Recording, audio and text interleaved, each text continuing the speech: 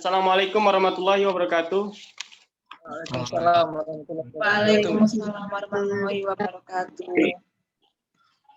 Baik teman-teman, di sini kelompok 5 akan mempresentasikan makalahnya peradilan koneksitas. Langsung saja materi yang akan dibacakan oleh pemateri dari kelompok 5, silakan. Terima kasih moderator. Saya akan menjelaskan tentang pengertian peradilan koneksitas. Jadi peradilan koneksitas adalah suatu sistem peradilan yang diterapkan atas suatu tindak pidana, di mana di antara tersangkanya terjadi penyertaan antara penduduk sipil dengan anggota militer. Menurut Profesor Andi Hamzah, yang dimaksud dengan peradilan koneksitas adalah sistem peradilan terhadap tersangka pembuat delik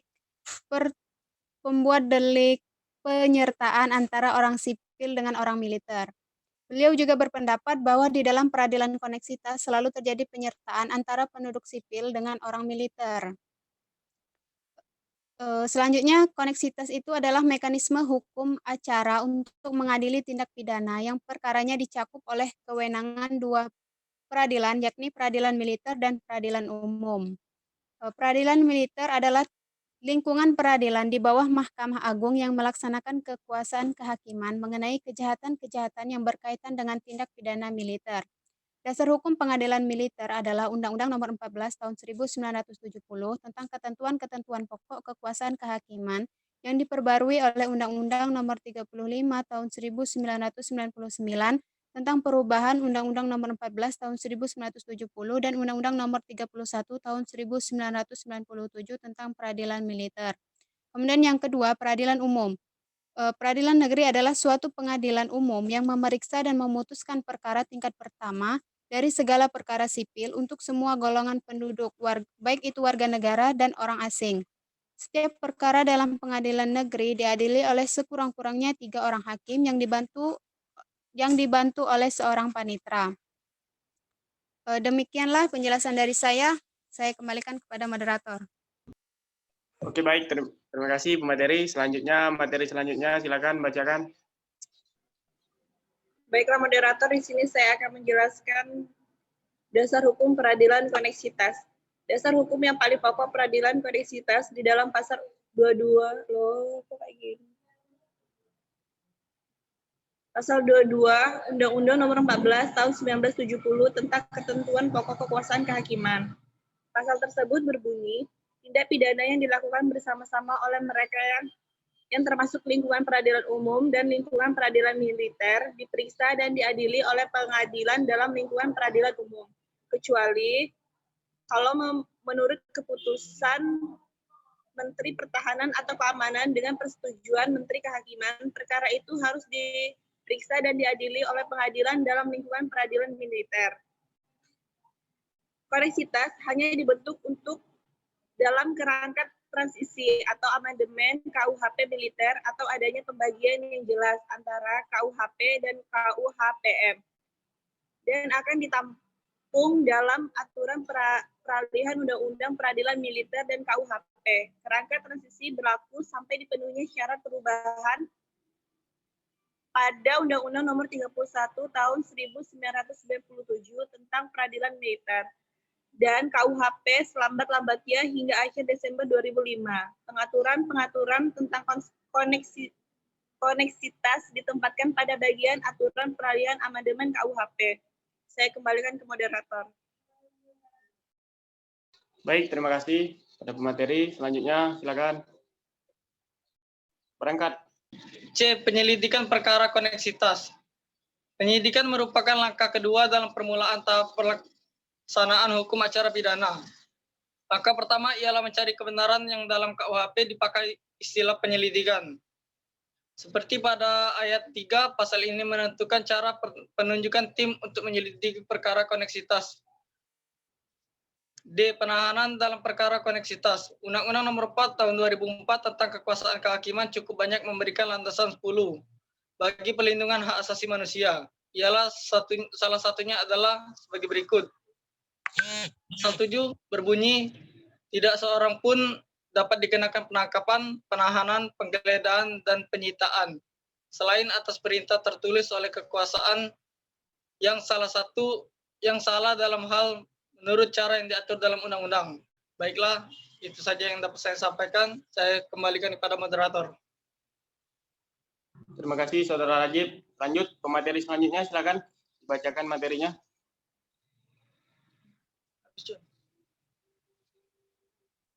Habis sih, Cak. Habis ya?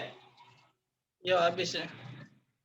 Oke, habis. Itulah tadi materi dari kelompok 5. Baik teman-teman, langsung saja di sini kami kelompok 5 akan membuka sesi tanya jawab. Yang satu sesinya dibatasi 3 pertanyaan. Bagi teman-teman yang ingin bertanya, silakan.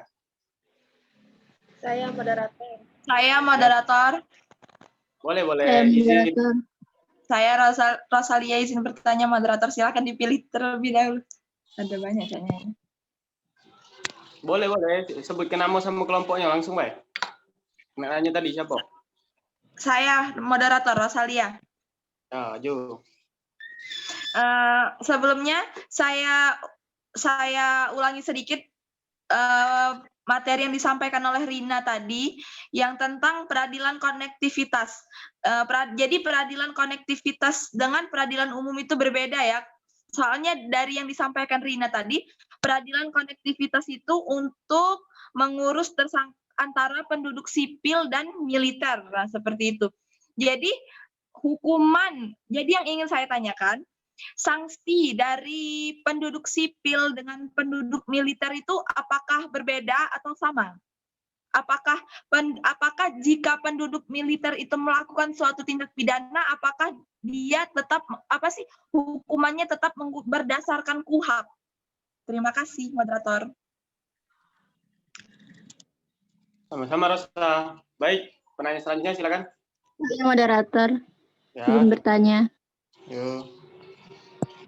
Perkenalkan, nama saya Widya Astuti dari kelompok 1. Saya ingin bertanya kepada kelompok 5, manakah yang lebih diutamakan antara kewenangan pengadilan tindak pidana korupsi dengan pengadilan yang berada di bawah peradilan militer, jika korupsi itu dilakukan oleh anggota militer? Coba bisa diulangi lagi, mungkin pemateri belum mencatat soalnya tadi. Manakah yang lebih diutamakan antara kewenangan pengadilan tindak pidana korupsi dengan pengadilan yang berada di bawah peradilan militer, jika korupsi itu dilakukan oleh anggota militer? Oke, terima kasih. Terima kasih, moderator. Ya, sama-sama. Penanya selanjutnya silakan. Terakhir. Gimana? Ada tak yang nanya lagi? Enggak ganti. Sudah 2 pertanyaan baik kita tutup. Tanya dari Wid. Silakan. Baiklah, di sini saya akan menjawab pertanyaan dari Widya. Manakah yang lebih diutamakan antara kewenangan pengadilan tindak pidana korupsi dengan pengadilan yang berada di bawah peradilan militer jika korupsi itu dilakukan oleh anggota militer? Jawabannya, satu-satu pengadilan yang berwenang mengadili, memeriksa, dan memutus perkara tindak pidana korupsi adalah pengadilan tindak pidana korupsi. Tetapi hal tersebut hanya berlaku untuk orang yang tunduk pada peradilan umum.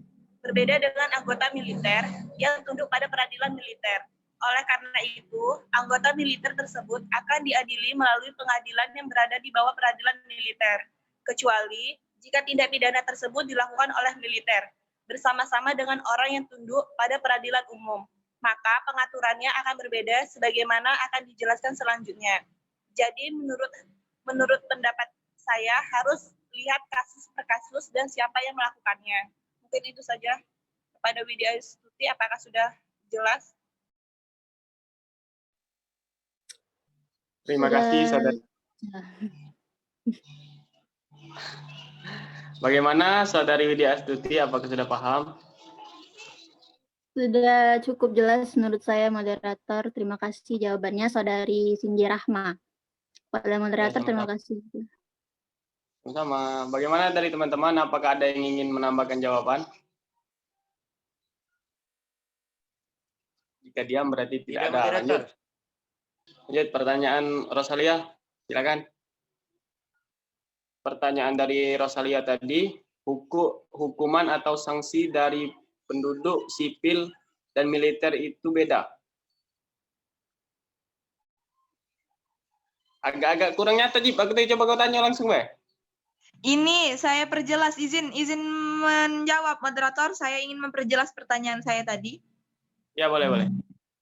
Kan itu kan peradilannya berbeda kan antara penduduk sipil dengan penduduk militer. Nah, apabila penduduk militer itu melakukan melakukan suatu tindak pidana, apakah sanksi yang akan dia dapatkan itu berbeda dengan penduduk sipil? Atau masih tetap berdasarkan KUHP? Seperti itu. Apa mereka itu punya undang-undang sendiri? Seperti itu. Terima kasih, moderator. Gimana, Jip? Jelas, dong? Bagaimana pemateri? Apakah sudah dapat jawabannya?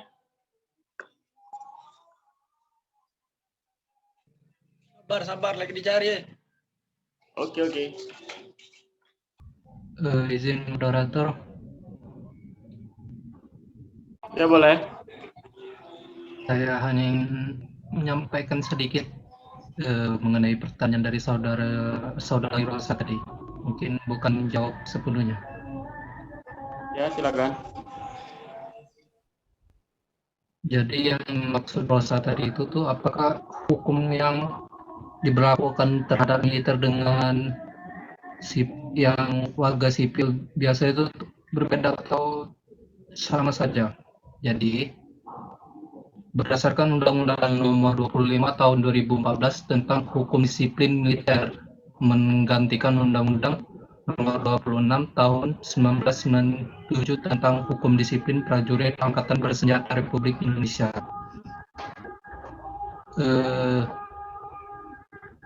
Mengenai hotel sendiri,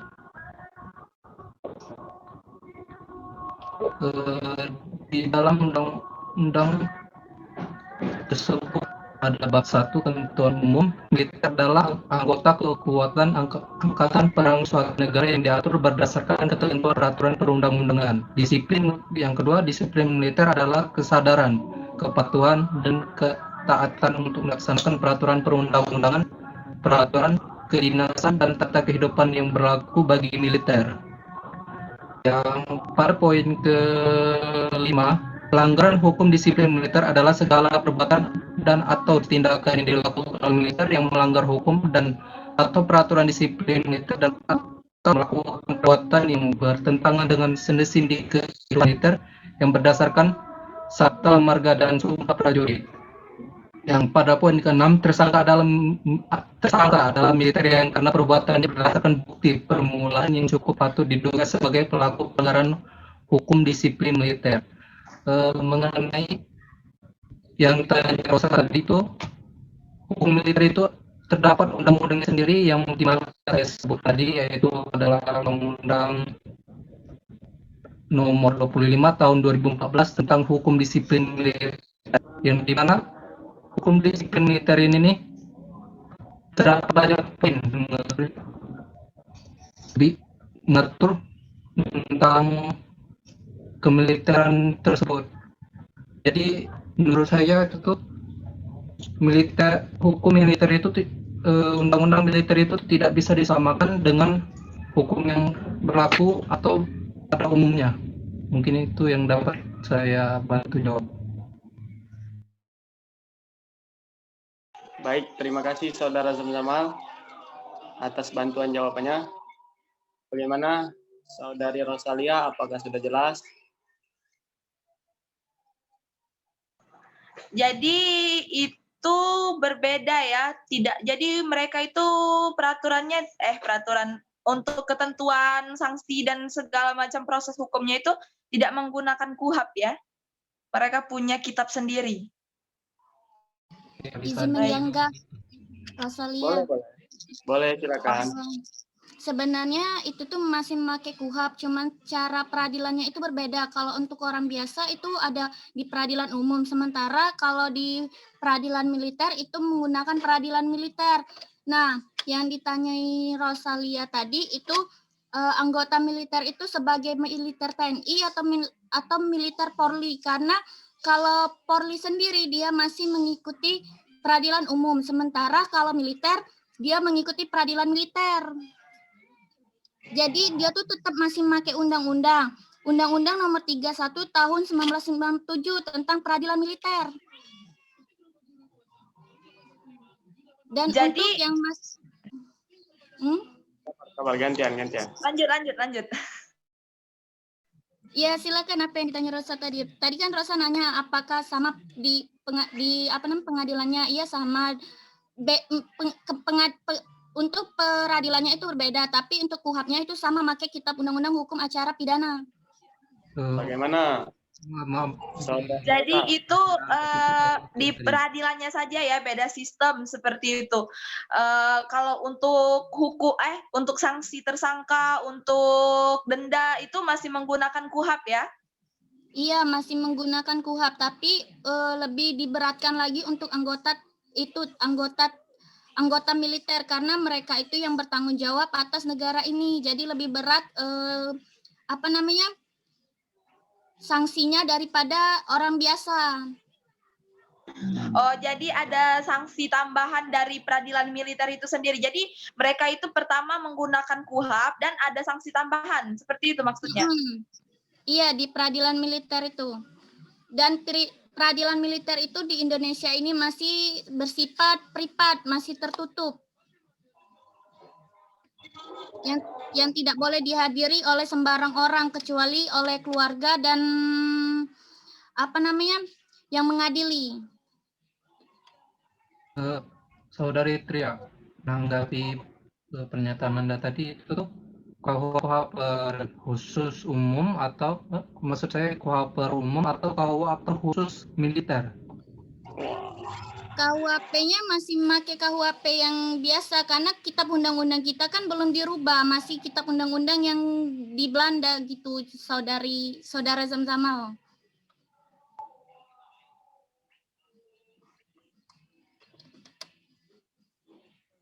Bagaimana?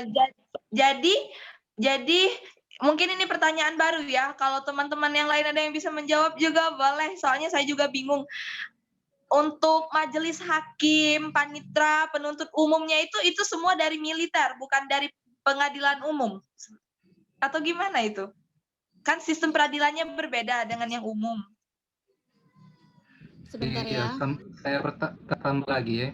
Ini mengenai ini pertanyaan baru dari Rosa itu kan jatuhnya kan ngapa di peradilan umum ya kalau ini perdatanya ini apa KUHP-nya sama ya? Tidak bisa saudara Zamzamal, soalnya kan peradilan militer itu beda pengadilan dengan peradilan biasa. Wah, kan yang dimaksud Anda tadi kan sama saja KUHP-nya. Kenapa tidak kembali ke jalur umum saja? KUHP-nya memang sama, tapi untuk pengadilannya itu berbeda. Kan KUHP kita tidak pernah dirubah dari zaman Belanda. Yang berbeda di mananya letak poin berbeda?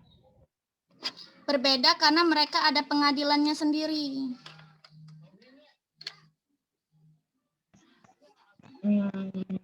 Jadi hakimnya itu berbeda juga.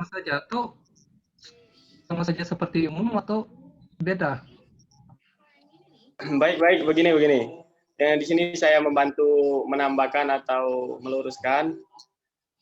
Militer itu tergantung posisi dan di mana tempatnya. Seperti misal kan tentara apabila tidak memakai seragam, dia itu di luar, tidak menggunakan jabatannya, dia melakukan pelanggaran, dia tetap kembali ke pidana. Tetapi apabila dia di dalam ruang lingkup militer, dia pastinya ada di hukum militer yang diberlakukan. Begitu saja yang saya tahu. Izin bertanya kembali soal apa sih Adi? Berarti rancu dong. Nanti ya itu bisa jadi apa sih pembenaran dong buat mereka gitu. Kalau misalnya mereka tidak memakai baju militer ya. Mereka dengan semudah itu ngomong kalau mereka itu bukan anggota militer dan ingin diadili dengan pengadilan umum saja gitu. Dia itu misalnya Lanjut dong kalau gitu. sedang di luar, dia melakukan kejahatan kan ya wajar lah balik ke pidana bukan ke militer. Tapi kalau dia sedang dinas, dia di ruang lingkup militer dia melakukan kejahatan, dia hukum militer. Walaupun dia pakai baju tentara, kalau dia di luar ya masih tetap hukum pidana lah yang berlaku. Dia kan Namun kan dilihat juga dari latar belakangnya dia itu seorang militer. Ya, Tapi gimana kalau dia itu melakukan tindak pidana yang tidak terlihat seperti korupsi? Sedangkan latar belakang Kita kan militer. nggak tahu. Kumpul gak bukti-buktinya dulu. kalau korupsi balik itulah. Balik ke apa? Yang nangani korupsi itu lupa. Jadi, Tipikor. jadi Balik ke tipikor. pengadilan militer itu tidak berfungsi lagi gitu.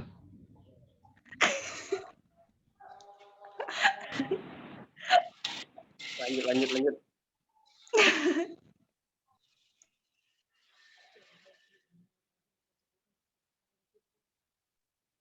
lanjut pertanyaan kedua, lanjut.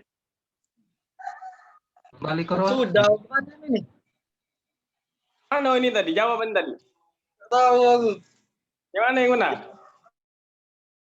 Rasa yang mana? Ya, kalau sejauh ini sih, kalau untuk sejauh ini sih saya menyimpulkan ya itu tadi seperti yang pertama tadi, kalau peradilan militer itu peradilannya saja yang beda, hukumannya tetap menggunakan KUHP dan ditambah dengan sanksi lain dari peradilan militer itu sendiri itu. Benar. Mungkin Tapi begitu. itu yang saya simpulkan dari diskusi teman-teman menjawab pertanyaan saya.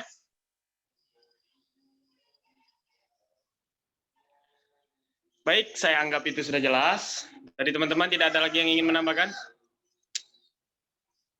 Tidak ada Jika moderator. tidak ada, maka akan kita tutup diskusi kita pada siang hari ini karena sebentar lagi sudah dekat waktu Jumat. Mungkin dari pihak laki-laki ingin ke masjid.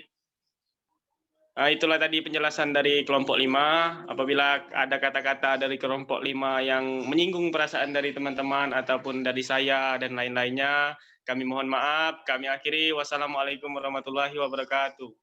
Waalaikumsalam. Waalaikumsalam warahmatullahi wabarakatuh.